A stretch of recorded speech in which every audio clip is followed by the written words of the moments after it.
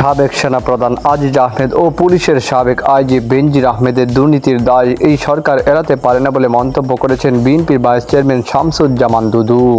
আজ শুক্রবার জাতীয় প্রেস ক্লাবের সামনে এক প্রতিবাদ কর্মসূচিতে তিনি এ মন্তব্য করেন।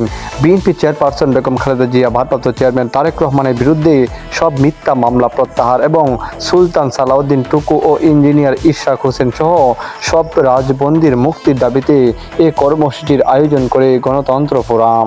এ সময় প্রধানমন্ত্রী শেখ হাসিনার উদ্দেশ্যে বিএনপির এই নেতা বলেন, আমি জানি আপনি অস্থিরতার মধ্যে আছেন। এক সময়ের আপনার সেনাপ্রধান আজিজ আহমেদ বর্তমানে সপরিবারে নিষেধাজ্ঞার মুখোমুখি হয়েছেন। ডাইরেক্টলি না হলেও ইনডাইরেক্টলি আপনার সরকার এটির অংশীদার। তার মাধ্যমে 2018 সালে আপনার সরকার নদী পার হয়েছিলেন।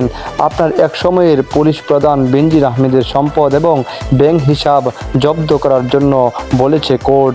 সে শুধু আপনার সমর্থকই ছিলেন না, আপনি তার গাড়ে চেপে পুলিশের সমর্থনে সরকার গঠন করেছেন। তিনি আরও বলেন, আজকে আপনি বাংলাদেশের রাস্তাঘাট, বন্দর পার্শ্ববর্তী দেশকে দিয়ে দিয়েছেন। আপনি নিজেও স্বীকার করেছেন ভারতকে আপনি এমন কিছু দিয়েছেন যেটি ভারত কখনোই ভুলতে পারবে না। সাদা চামড়া বলতে আপনি কাকে বুঝিয়েছেন? কে আপনার কাছে দাবি করেছে যে সাদা চামড়া নতুন রাষ্ট্র বানাতে চাচ্ছে?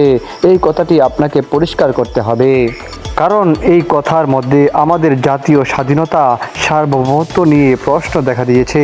গণতন্ত্র ফোরামের সভাপতি ভিপি ইব্রাহিমের সভাপতিত্বে অবস্থান কর্মসূচিতে বক্তব্য রাখেন বিএনপি সাংগঠনিক সম্পাদক ইমরান সালেহ প্রিন্স, নির্বাহী কমিটির সদস্য আবু নাসের মোহাম্মদ রহমতুল্লাহ, উলামা দলের সদস্য সচিব অ্যাডভোকেট মাওলানা আবুল হোসেন।